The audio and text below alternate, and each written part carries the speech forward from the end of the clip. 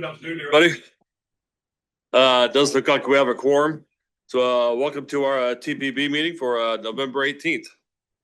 So Chad is not here.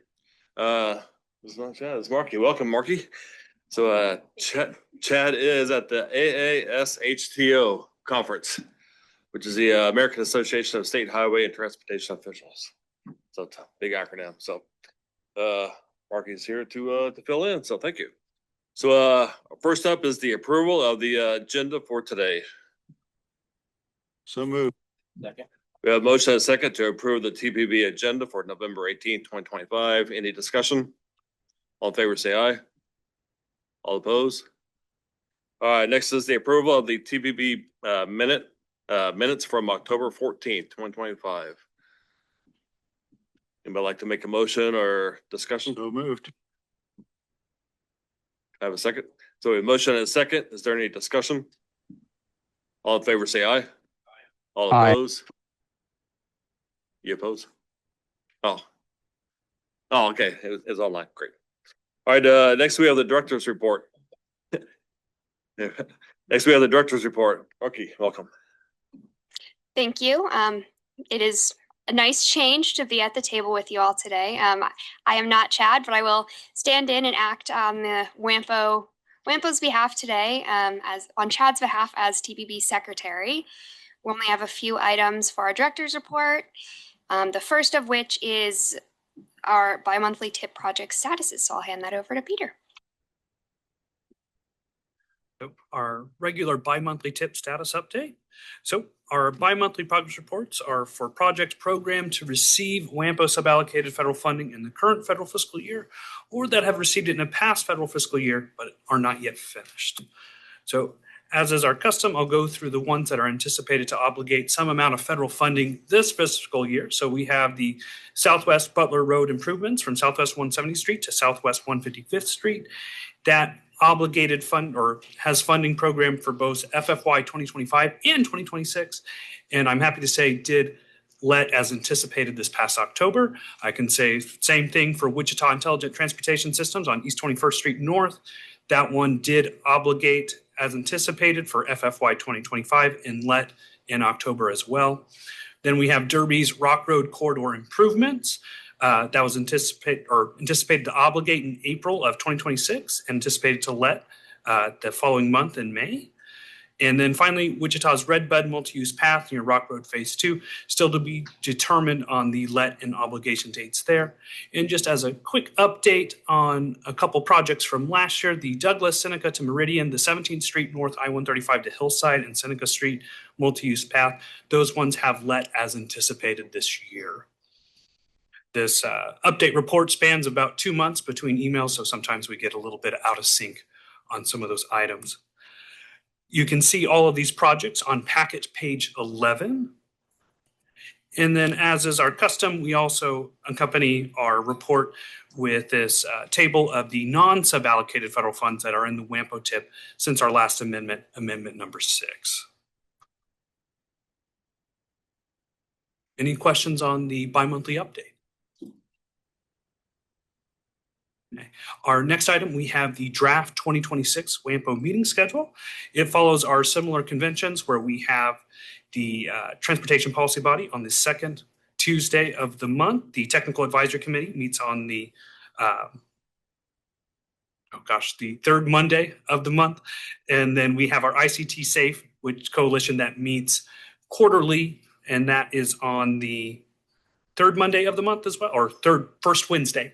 In the draft meeting schedule, the things to note, there is no transportation policy body meeting for January.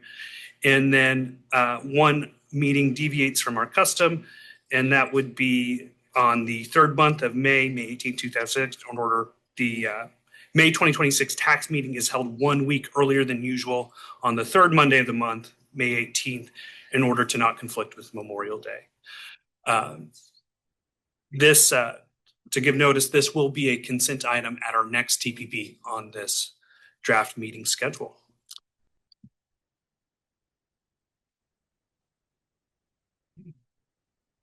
All right, are there any questions about Peter's remark? Anything for the schedule for next year? Everything look good? All right, so that'll be on the consent agenda for next month. All right, so next is the consent agenda. So we have 2 items on the consent agenda. Peter, would you like to tell us something Yes, about those? we have an update to the Technical Advisory Committee roster and a translation and interpretation services agreement. So first, the updated Technical Advisory roster. So tech bylaws name the TPB as the tax authorizing body and list 22 voting positions and outline the member appointment process. Essentially, the city of Wichita has submitted documentation making Stephen Deeganhart as one of the city of Wichita representatives at TAC, essentially flipping that with Gary Jansen, who would now become the designated alternate instead of being the first member there. And the other item we have is the Translation and Interpretation Services Agreement. This agreement would establish Mid-American Language Services, or MALS, as WAMPO's preferred partner for translation, interpretation, and other language access services. Services provided by MALS would assist WAMPO in meeting our limited English proficiency, or LEP, obligations under Title VI of the Civil Rights Act of 1964. The agreement would grant WAMPO access to discounted interpretation rates, but there is no minimum spending requirement, and WAMPO would only be charged for services rendered. Our previous service provider, Ola Doctor, discontinued its translation services division. As such, we began looking for a new provider. Again, this agreement has no spending requirements associated with it. It essentially gives us access to discounted interpretation and translation rates that we found to be the most competitive in our region. Which brings us to our action options. The TPB can approve the consent agenda as presented, not approve the consent agenda, or approve with specific changes. Staff recommendation is to approve the consent agenda as presented. Any questions? All right, if there's no questions, would somebody like to make a motion to approve the consent agenda as presented? Second. We have a motion and a second to approve the consent agenda as presented. Any discussion? All in favor, say aye. Aye. All opposed? All right, thank you.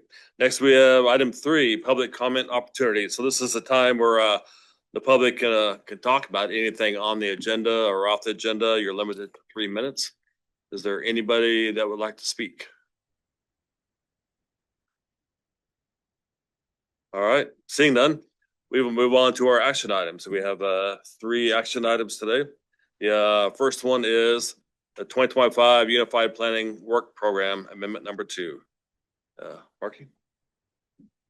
Thank you. Yes, I will kind of give a very brief overview and then turn things back over to Peter to go over some more details, just since we are used to looking towards the front of the room.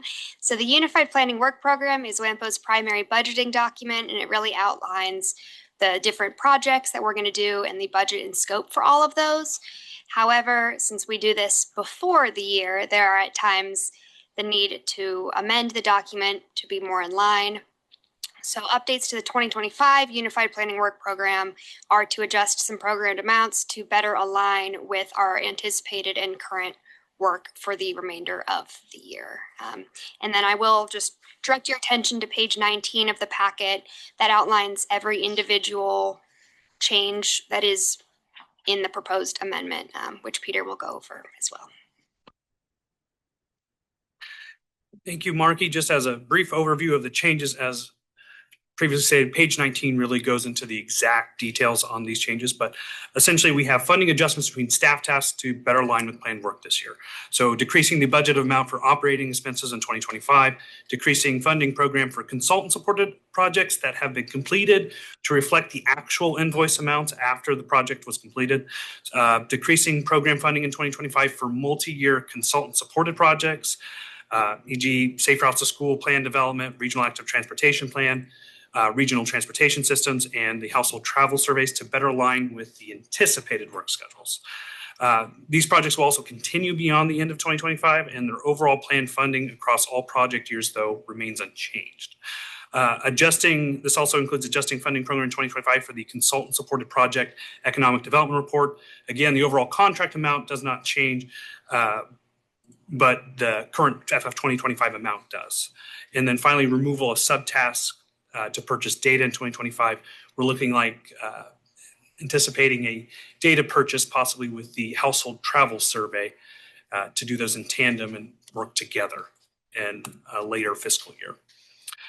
We have submitted the Unified Planning Work Program Amendment 2 for public comment. That was from October 10th to October 24th. No comments were received. Which brings us to our action options. Before I read them, any questions for me on this action item?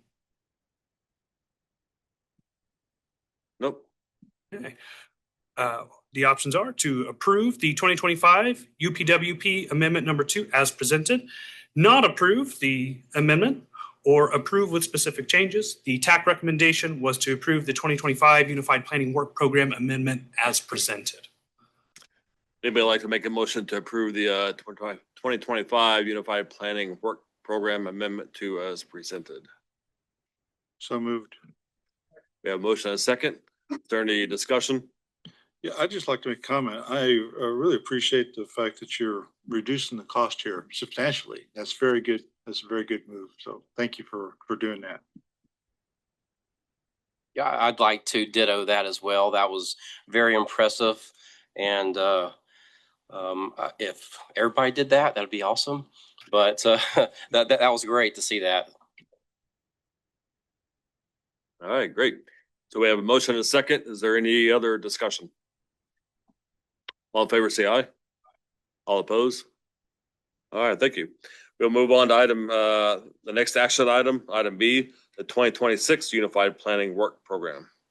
So following the amendment to our 2025 current plan, looking forward to the future, we have our Unified Planning Work Program for 2026. So again, it describes what planning activities WAMPO staff and consultants will undertake and how federal funds will be allocated to WAMPO during the calendar year, January 1st through December 31. New UPWP is produced each year in consultation with planning partners, KDOT, FHWA, and it serves several purposes: planning scope, budget, funding, schedule, coordination, public involvement, and compliance. And again, you can see a lot of these items outlined on packet page 20, but in the draft 2026 UPWP, planning priorities and activities are proposed to include, among other things, safety initiatives and activities, Metropolitan Transportation Plan, MTP 2050, implementation and administration, participation in regional long-range planning. You finish one and you start on the next one, is what it feels like.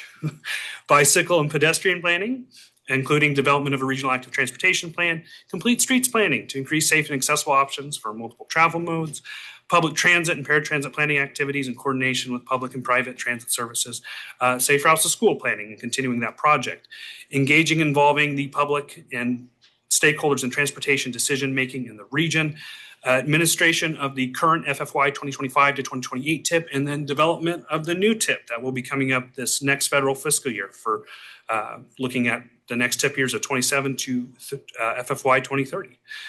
Transportation data and modeling and ongoing maintenance and development of the regional travel demand model, the household travel survey, and data collection regarding travel patterns in the region, participation in support of planning partners with regionally significant and community projects.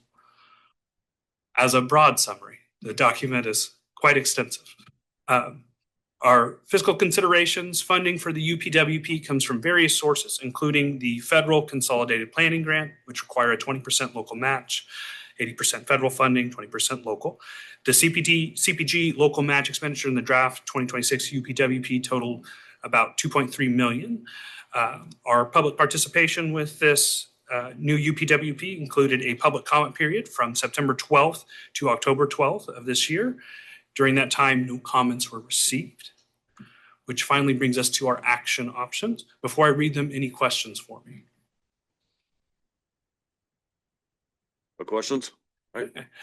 Our action options are to approve the 2026 Unified Planning Program as presented, not approve the 2026 UPWP, or approve with specific changes. The TAC recommendation was to approve the 2026 Unified Planning Work Program as presented.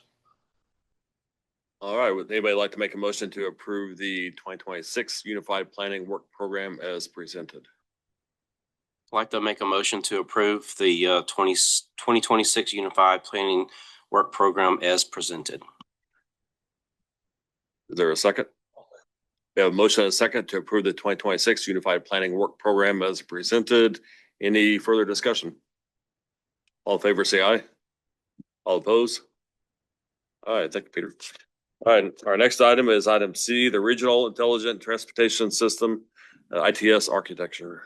Thank you. And I'd like to have Matt Baker with JEO help us develop this update, give a short presentation.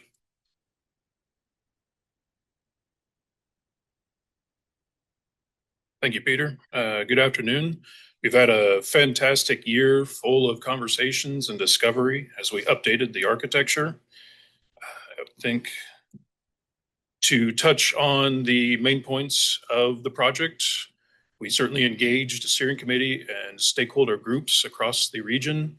We updated the architecture that includes a comprehensive ITS inventory. We met the federal highway requirements, and we also developed a strategic ITS deployment plan. All of the tangible deliverables for this project can be found on the WAMPO website. They include an executive summary, an ITS architecture itself, and the report on that. That includes the process that we went through, definitions, and some of the results.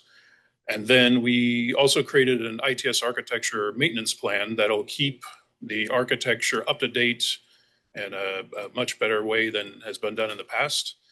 And then we also created an ITS deployment plan for the region. So for the engagement part, we certainly took advantage of a steering committee multiple times. The membership included representatives from the cities of Derby, Wichita, Park City, Hayesville, Andover, and Sedgwick County, along with FHWA, Kansas DOT, and of course the WAMPO office. And entire meetings were dedicated towards the architecture, data, deployment plans, and there were also follow-ups on each subject. A stakeholder event that allowed a lot broader group of people to participate was held. And then, of course, we knew not everyone could make individual meetings, so we deployed an online survey to continue to engage and gather those various conversation points. And lastly, we didn't choose to engage individual agencies on their specific ITS deployments and gather that information as well. So this diagram kind of shows the important parts of the architecture itself and how they relate to each other. And it helped us to ensure that all topics and relationships were covered. There were certainly some fun, simple updates that happened since 2006. Examples include like the Mid-Continent Airport is now, of course, called Dwight D. Eisenhower, and K&O Railroad needed to be updated to Watco. Larger topics that certainly took some time were discovery of 911 duties. Some places were volunteer versus full-time. How were those first responders acting and what resources were available and what were they responsible for? And then there were topics covered for the future, including communication protocols like MQTT, which is a Internet of Things protocol, along with SAE vehicle protocols. This would be covering your relative devices and connected vehicles in the future. And while WAMPO currently doesn't have a project that requires this right now, the architecture is now set up to handle those advancements should the need arise. It was also very important to recognize that a lot of projects that have happened since 2006 needed to be updated from planned to existing and make sure that those were reflected. The inventory itself was updated. You'll see on this map, it's a wide range of devices, cameras, message boards, weather stations. We also had a wide array of sensors to account for. And then beyond these two diagrams, there were very important notes to be made about the advancement of traffic signals and how those are getting modernized and how those got inventoried as well. All of these results of the architecture itself can be found and presented on the website. It creates a website in its own. All of those notes along the left side are links, and you can dive into all of the information flows, the stakeholders, the roles and responsibilities, et cetera, at any time to help keep things up to date. The deployment plan, which there is a paper copy in front of you. One of the most critical things for this architecture was to make sure that the deployments either planned, already happened, or are just dreamt about in the future were covered. We met with stakeholders to understand their intentions, the deployments that they wanted to do, the deployments that they'd like to do, and make sure that those are covered in the architecture. They're all covered in the deployment plan in front of you, and they include those survey results, the stakeholder meeting minutes, and an ITS deployment matrix, which I'll touch on in a minute. Each of the stakeholder groups that we engaged, they are certainly at varying levels of understanding and success with ITS itself. One of the things that we used as a tool to jumpstart those conversations is a TISMO index.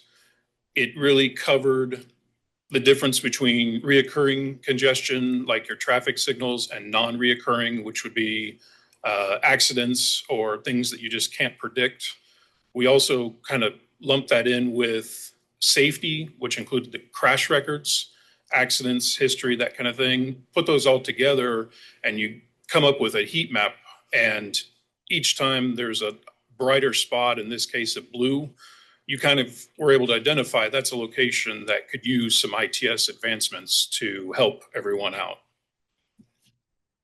The groups that we met with individually about their ITS deployments are up on the board right now.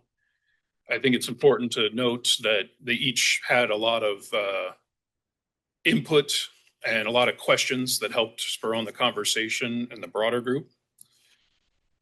Their results are displayed within this deployment matrix. The full matrix is within the plan or the copies in front of you, but also on the website. Their various projects and dreams were kind of binned into either the short term, which is 0 to 5 years from now, midterm, 6 to 10 years from now, and then long term would be 10 years plus. Interesting examples would be in Park City, the development to the north certainly has advanced really quickly. And so we have some short-term goals and deployments to get some message boards out there to help with event traffic. A larger, maybe more long-term, some groups it was short-term, topic that was discussed was kind of as we had modernized traffic signals, maybe we should have a region-wide strategic deployment of the technology, develop those standards so that everyone could follow that. It makes everything easy to maintain, but also as you start handling corridors for congestion, sometimes that handling crosses jurisdictions. So if you have some continuity and standards, that really helps with the deployment and how you manage the corridor and not just individual areas.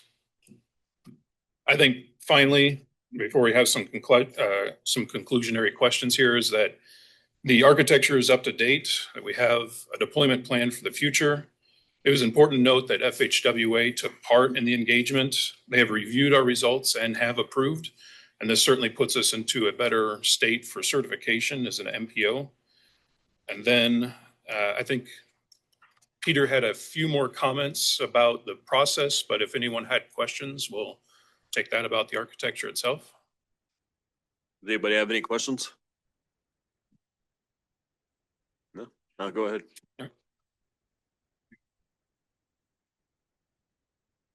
Hey, we submitted this also for public comment. That public comment period was October 18th through November 16th. During that time, we received one comment. Per our public participation responsibilities, we just want to pass that on to yourselves. The comment received, I believe that light rail is the future of transportation for Wichita. It would decrease traffic as well as reducing need for maintenance on roads. I definitely recommend putting together funds and conducting a study to analyze it if light rail is worth implementing. My guess is it will be. Our response was, thank you for your comment. It's been received. Your comment will be presented to and considered by the WAMPO Technical Advisory Committee and the Transportation Policy Body before they are asked to take action on the Regional Intelligent Transportation Systems architecture. Before I read the options, any questions for me? No, go ahead. Approve the draft updated regional ITS architecture as presented. Not approve, approve with specific changes. The TAC recommendation was to approve the draft updated regional ITS architecture as presented. Anybody like to make a motion to approve the draft updated regional ITS architecture as presented?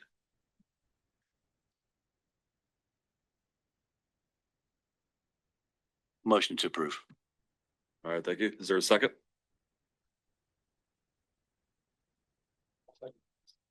All right, we have a motion and a second to approve the draft updated regional ITS architecture as presented. Is there any discussion?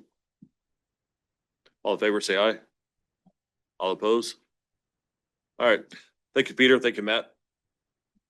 All right, next we have item 5, discussion and updates. A regional connections presentation, Bel Air. Ted, welcome. Thank you. I think probably next one. Yeah. Again, we're Bel Air. I'm Ted Henry. I've been with the city about 10 years. Took over the city manager about 2 years ago. Well, I think when people think of Bel Air, they might think a suburb, but recently and now we kind of see it as a land of opportunity. We have a lot of movement, a lot of building going on in our city. And I'm here to talk a little bit about that and a little what we're doing.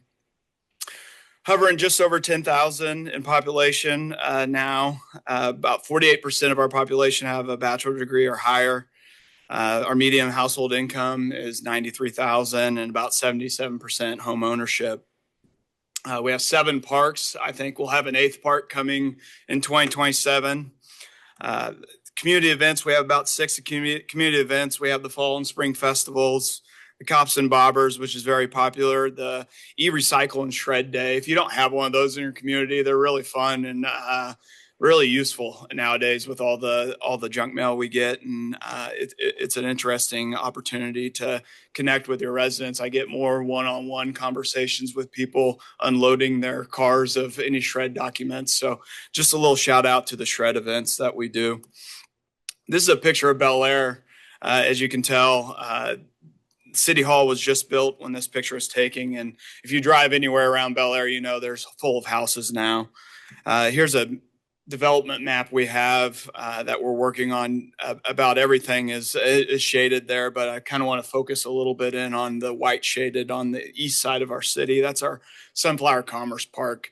A lot of development going on, a lot of opportunity. Like I said, businesses are seeing the land we have available and relocating or moving towards us. This is a graph I put together in 2020 for our council. I saw the 1,400 plotted lots we had in 2020 trying to figure out what's our growth going to be. If we just kind of do the black line, that would be our regular growth. And the yellow line would have been if we took how many houses we build a year and times it by the amount of residents that would be there. I didn't think we'd have that big of a spike, but it's kind of fun being in one place for more than 1 or 2 years, being there for 10 years, because I pulled that back up and here's our growth rate right now as I track it. So in 2020, our biggest fears are not coming true, but they're coming true in Bel Air as we see the growth go.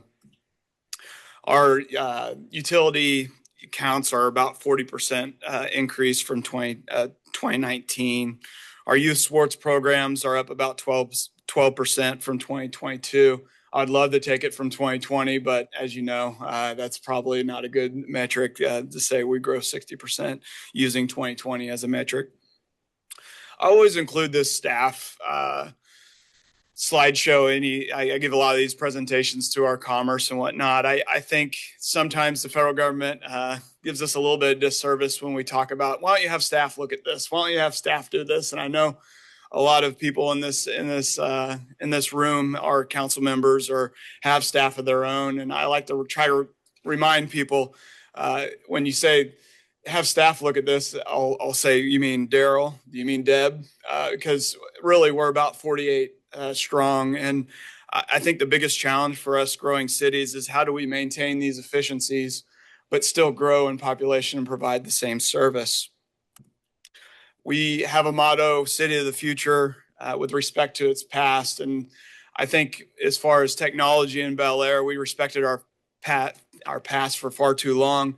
One of my favorite slides to show individuals is I mapped the technology stack we had in Bel Air for many, many, many years. And I think a lot of your committee or your cities did this. We started 20, 25 years ago, and there's a lot of mom and pop shops, kind of like this AI thing we have going on. There's a lot of AI out there. We don't know who to trust, who's going to grow the fastest in the next 30 years, that what provider we're going to give. Well, Bel Air quite didn't have the best provider. So what happens is, as years go by, your citizens expect to pay bills online, which was happened. So what's represented there in the red boxes are either a system we had or a manual entry we had to do to meet the service needs of our residents with the old system we had in place. So for the last 2 years, we've been updating our systems as an internal city, and this is what our technology stack looks like today. What that does not only shows all our employees how different keystrokes they have to make, but we're also questioning why a process is the way it is and how do we change it. So the last 2 years, we've been really involved in changing different processes and internally. I only use this much time in this type of presentation because that's what a lot of cities are going through. And it's a very important aspect of how do we get smarter with our money and smarter with our growth.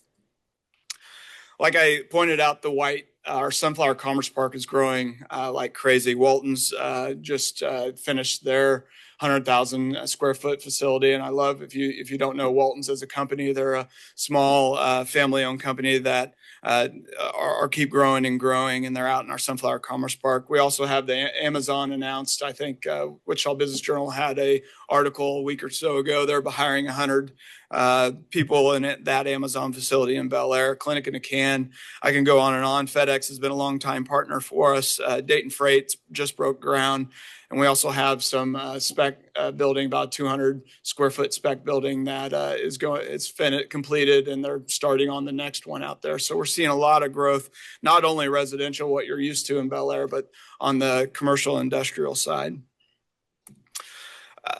I threw in some of our park renovations because I think it's relatable to what we do here in WAMPO and all our processes. We had a small park, Eagle Lake Park. You can see on the left-hand side, we had an old volleyball court and then a sand playground for many, many years. And what happens if you try to replace that volleyball court, keep the sand, and then you go to the new surfacing, they don't mix very well. So what we did is, we knew we couldn't keep the volleyball court in the same location. We talked to the neighbors, Marty and his crew. Marty's my my public works director, would talk to people. People would walk around. Where would you like to see a volleyball court? We even staked out different areas around that park. And then we really got some feedback from the neighbors when we start staking out different areas. We posted on social media, where would you like to see the new park? I got some real sand volleyball enthusiasts in our citizens coming at me, and we toured several different parks. What I say this is what the new park looks like, and then we're able to relocate a brand new sand volleyball court in our recreation center, and it's just a win-win-win. And what it takes is that effort, and I appreciate all the effort you guys do and all your endeavors here at WAMPO or back home where you're at, because I think if you do put in that effort, you get that win-win-win, and I always like displaying that. We're going through the same thing with another park. A lot of our parks are, like you see here, is those old sand parks, and we're reinvesting in our community. Another huge project that will be completed at the end of this year is our public works facility. We've been working out of one that's suitable for a 3,000 populations city, and this one will bring us into the future as well.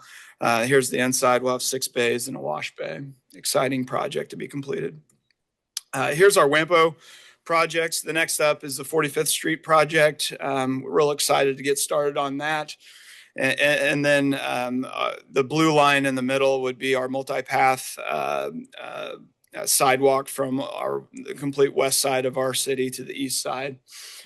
Rock would be our next big project with WAMPO, and then of course 45th Street. The future of Bel Air, oh my gosh, K254 improvements first and foremost for safety.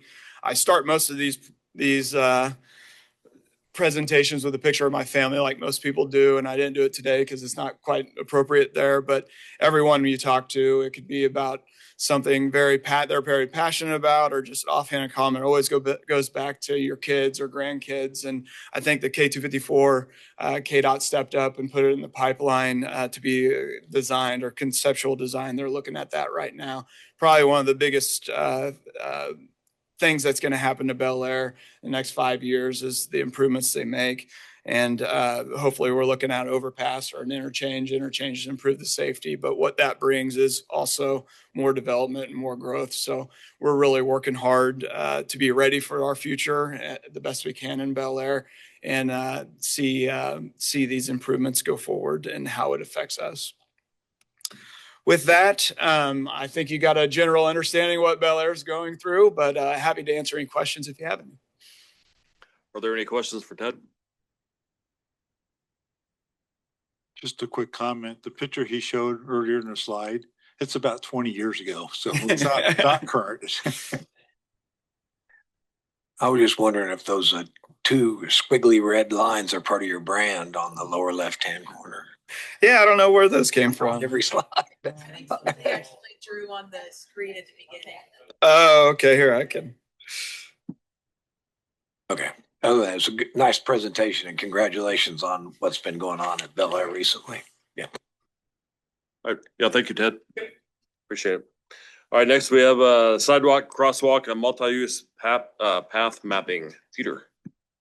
Hey, just want to give a quick update. So back in 2022, using satellite imagery, WAMPO staff created a detailed GIS map layer of known sidewalks, crosswalks, multi-use paths within the bounds of the 1,065 square mile metropolitan planning area. And during this past February through October, we reviewed it, added 47 additional miles of sidewalks and multi-use paths. We documented about approximately 2,211 miles of sidewalk, almost 14,000 documented crosswalks. You can see here we mapped, both sides of the street, try to map any visible crosswalks that we could see from aerial imagery. And again, this was all done in 2022. We just refreshed it just this past year. And this is, of course, available online. Also, if you see something that's missing, this data source is, of course, maintained by us. So I won't be putting any disclosures or anything. We can just fix it. So feel free to send me a satellite image with a little squiggly line on it, and we can absolutely add it or update it as needed. Any questions on that? Thank you, Peter. All right, next we have item C, the Safe Routes to School update. Kim. Welcome. Okay, good afternoon, everyone. Kim Negrete, Multimodal Transportation Safety Planner. Excited again to give you updates on the Safe Routes to Schools. As you know, we have been out collecting data, meeting with your school administrators, watching those arrival and dismissal times. So we've gathered a lot of great data, and we have the consultants online here to share a brief update. So. Yeah, thanks, Kim. This is Chris Brown, and I've been managing the day-to-day portions of this study. I presented to you guys, I think, a couple times before, but excited to provide a quick update here on the engagement summary. So we've had a huge engagement push the last several weeks or months rather, and a couple other items here to wrap up to next steps. So. All right, so just a schedule here. So we've been working on a large engagement push the last several months, starting back in late summer. So I'm sure, hopefully most of you are aware of seeing we had an online survey opportunity. We were collecting student travel tallies. So that's the kind of finding out the mode split of how students are arriving and leaving school by walking, biking, vehicles, buses, etc. WAMPO staff were out in the community at some fall events. We, as a project team, the WAMPO staff and the consultant team completed 50+ audits in the month of October, going in person to the schools and seeing how things are operating during peak times and also understanding how the infrastructure condition is surrounding each school. And then through the month of November and into likely December, we'll be summarizing all this information and then solidifying existing conditions and next steps. So from a survey results standpoint, we got thousands of points of feedback, which was fantastic. And so we had almost 2,300 individual respondents to our online survey representing over 3,000 students. Parents could submit several surveys at once if they had several children. So, we were really pleased with the amount of feedback that we received, especially from certain school districts that clearly had a really concerted push, and so appreciated that. And then you can also see the breakdown of English and Spanish respondents. And we closed up the survey just a couple weeks ago and have been actively summarizing this information down to the school and school district level. And so it's just a nice little word cloud. Obviously, just kind of showing the mixture of schools that we received. So we got a lot of information from a lot of schools, frankly, which was great. And so just showing that there was a nice coverage across the MPO area of school respondents. And then this is our total respondents. This is everybody that responded to our survey. You can just see here the numeric breakdown by grade. And so again, showing a generally pretty even distribution of kindergarten through 12th graders. As someone that works on Safe Routes to School and has, around the country, it's pretty typical to see the younger grades represented. Historically, it's also been where the focus of Safe Routes to School has been. But also we have a decent chunk of middle and high schoolers, high school parents or caregivers responding too, which was great to see and good information to have in hand to make sure that we are understanding the needs of all the priority schools, elementary, middle, or high school that we're working on. And so we asked these standardized questions. So this is standard question language that's used nationally as a part of the Safe Routes to School program. And so this is, again, for all the respondents, which of the issues prevent your student from walking or biking to from school? The top responses we're seeing are fairly typical. Obviously, it taking too long and the weather are a couple of things that we can't control, but it's just something to understand. And weather can play into, snow plowing or other things, and taking too long can also factor into, other opportunities that are programmatic or policy based. But really the two that I will focus on here today are the lack of facilities. So that was a consistent across many of the schools, is obviously walking and biking gaps, and then poor driving behavior that also transcends into safety is another perceived issue of allowing their student or walk to bike to school. And so, obviously that can be resolved with infrastructure improvements, with enforcement, with education. And so all of this is just a snapshot to understand, in our next steps of solidifying the issues and identifying recommendations, what aspects are most pertinent for each school and school district. And then what would help your student walk or bike to school more often? So this is that flip side of that question of, okay, you've identified the issues, what are the opportunities that would potentially alleviate those? And so better facilities, again, the gaps were identified. So folks desiring better walking and biking connections. And then in kind of the middle, running the top 5 there, slower travel speeds, more crossing guards, and then also potentially having a trusted adult or supervisor to do group walks or bikes. Those are called like walking or biking school buses, was another desire that kind of came through pretty consistently. And so, as I've mentioned in previous meetings, Safe Routes to School is holistic. It has lots of different E's, and so they're programmatic, policy, or infrastructure based. And so, it's interesting to see how, typically infrastructure is a focus, but interesting to see too that with some potential, programmatic opportunities, there could be increases corresponding in walking or biking. We also had an online web map. I just checked the number before this meeting. We had, I think either exactly 1,000 or just over 1,000 individual points out of this web map. And so this is showing folks either select a walking issue, a biking issue, or an other. And so this is just showing the blue being walking, the green being biking, primarily distributed across the metropolitan area here.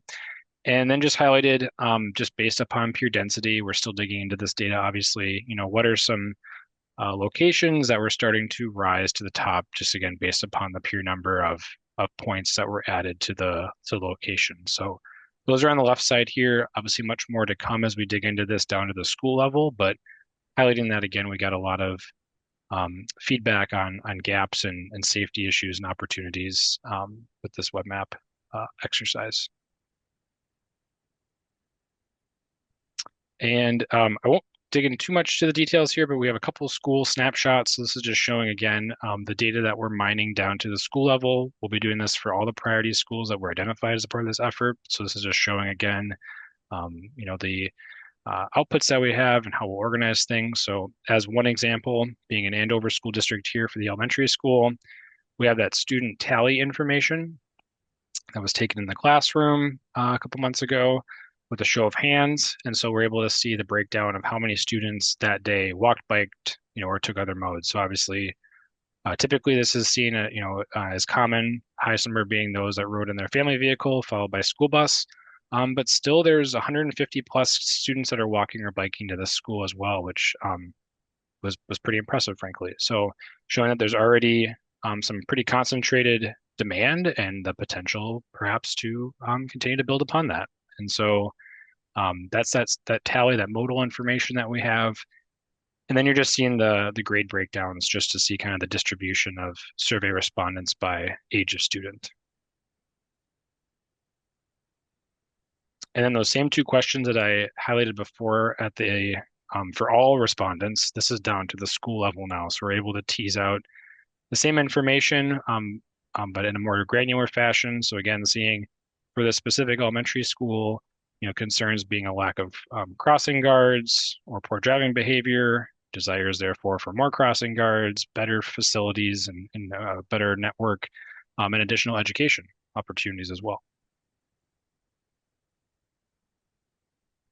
And then, as I mentioned, we did audits for all these schools. And actually, I see, Bill, you have your camera. Did you want to jump in since you did this audit? You're online, potentially, just a quick offer, 30 seconds. It was the first part of October where we spent a good hour or so at Prairie Creek during the afternoon, or the pickup in the afternoon, which I think for this school is probably the I don't know, maybe more productive or better period to be at because I think there are more, it takes longer for the queue to build up and for the parents that are picking their children up. But I think that one of the things that we had pointed out and discussed with folks in Andover is that throughout the entire district in Andover, that it seems like there's a nice job of going in and kind of doing some on-campus separation between where buses come in and go out of the school and where the children get picked up for buses relative to the queue that builds for pickup, drop off, and to a certain extent relative to walking throughout the entire campus. But I think this is also a school that kind of demonstrated some of those shortcomings that we also see, is that once we get off at the campus, the facilities that children have to walk and bike have more gaps in them that could be addressed. There's also, here that there are probably maybe 5 different or locations where children feed in and leave the school, and that where some schools would have crossing guards located, that in the Prairie Creek school that there are no crossing guards. There could very well be the need for those crossing guards, and that also some of the even more it may seem like a relatively small thing, but if you're looking at the picture there in the lower right of the screen, that you can kind of see some of those issues that crop up with the vehicles that are queuing to get in to pick up their children. They're also interfering with the crossing on that sidewalk, which, if we could avoid that, we would certainly like to do that. But I think that again, there are some positives at the school and the thought process of how we go through and separate the modes. But then also, I think as you're looking at schools that are located in developing areas, there are still some work to do to kind of better connect to the neighborhood. Perfect. So just showing one more example here briefly. Another one we just randomly took to show the information that we're collecting. This was Black Traditional Magnet in Wichita. So again, similar information of showing that modal breakdown, and then also the grade distribution. So still a higher number of students walking, but obviously a majority are still getting driven by their caregiver. And then on the next slide, the comparison of, again, the issues and opportunities, if you will. So much the same as other schools with the better facilities identified is there from our crossing guards. This one did have slower speeds, a little bit higher than perhaps others so far.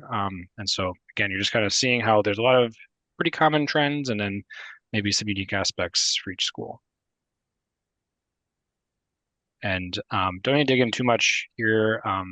Just again, want to provide a highlight as Bill mentioned. We have a lot of information, a lot of data that we collected for each of these. On the conditions, had a lot of good conversations with school staff, principals, and others that were able to show up, agency partners. And so, again, we were able to get a robust amount of condition data and also understand some opportunities within the immediate surrounding area around the school of opportunities to consider as we move into the recommendation step.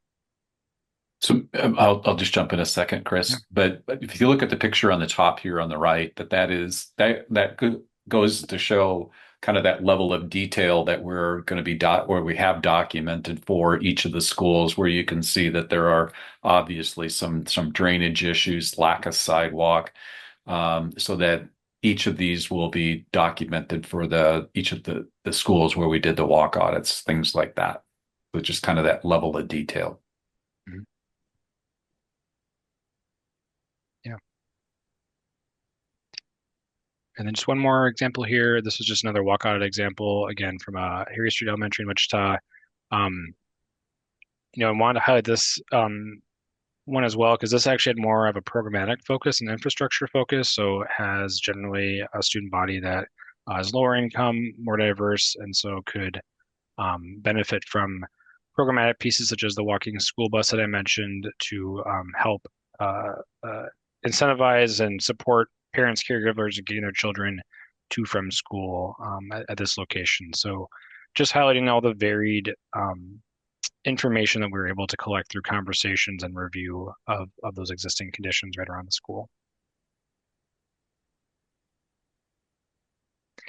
So these are just very high level snapshot of key themes that we're starting to see from the walk audits. Immediate site circulation around the school campus, drop off pickup are really critical during those peak times. Filling in gaps as able to increase walking and biking opportunities, improving safety across barriers such as larger, higher speed roadways, or even crossings immediate to the school that get busy during peak drop off pickup times, and then starting to hone in on those programmatic needs that I've been mentioning as well. So we'll be summarizing all this information over the winter and again down to the school level. And so we look forward to providing that snapshot to everybody for their respective school districts and schools, and we'll be developing different recommendations and approaches around that. And the final slide here, just to kind of tease out where we're headed as we get into the winter, spring timeframe next year, we'll be beginning that kind of finalization of issue identification and focusing on recommendations. And so just wanted to kind of set the tone and set the expectations of the level of detail. This is just one example of how that could be organized, at this high level of sidewalk gap here, recommend new sidewalk, intersection X and Y is a safety issue. consider a new crosswalk. And so just kind of beginning to tease out those future opportunities, but understanding that, as a part of this scope, it won't be like an engineered drawing or an engineered recommendation, but rather, a feasible solution that we've identified for further review. Thank you, Chris and Bill. So as you can see, we are gathering a lot of rich data from the schools, and we'll be able to share that out for a variety of things beyond safe routes to schools, but very excited about this. Any questions on the process or next steps? This is Jim Howell, County Commission. I have a question. Yes. I'm curious, is there a way to verify, I guess, what schools have they looked at? What schools are left to be analyzed? How comprehensive is this study? Yes, absolutely. If you go to wampo.org/SRTS, we do have an interactive map that shows the 54 schools that are currently working on the process. And it actually shows Peter has actually uploaded all of the schools within our entire region, which is a little over 200. So you can see on that map exactly which schools are participating and then which ones will be hopefully partnering with in the future. Because we do plan, of course, WAMPO's goal is to try to reach out to all 100% of our schools to work with them on safety. So. Will we have to wait until this report is compiled before we get a chance to see that data? Actually, the consultants are working on those kind of condition reports. So we'll be able to share some of that out with all of you and partner and meet to kind of discuss then those more final recommendations. So yes, we will definitely share this out with you probably in the next few months. I guess just, yeah, thank you. Just one final question. Do you know whether or not the Krista McAuliffe Academy has been checked on this? They are definitely working with us. They're a great school, and we've enjoyed working with Krista McAuliffe Academy. And so, yes, we are working with them and actually meeting with some of the engineers and stuff to work out some of those, hopefully, recommendations. So. Okay. All right. Thank you for the answers. All right. Thank you so much. Yes, thank you. All right. Any other questions? Thank you, Ken, Chris, and Bill for that presentation. No problem. Thank you all. All right, next we have committee and partnership updates, executive committee. So we just had a executive committee last week. Our next one is scheduled for February 5th. That's in your that's draft. That's a draft. Next, Kansas Department of Transportation, KDOT. Mike. Good afternoon. Do you hear me okay? Yes, go ahead. Excellent. Hey, just a couple of quick updates out of Topeka. So we did conclude our local consultation process with our virtual event on October 28th. We did host 8 meetings across Kansas, plus the virtual event. We had over 1,000 attendees across all of our meetings. We're very pleased with that turnout. Kind of where we're at right now, we're in the process of reviewing what was heard at each of the events, and we're just now starting to kind of summarize what we heard. So there's more to come from that standpoint. I do want to quickly thank the region for the great showing at the Wichita events. I believe we had over 160 or 170 participants at that event. So everybody certainly showed up and made sure their voices were heard regarding their transportation priorities. Also wanted to give a quick update on the Northwest Expressway. We're currently in the process of updating the major investment study from several years ago.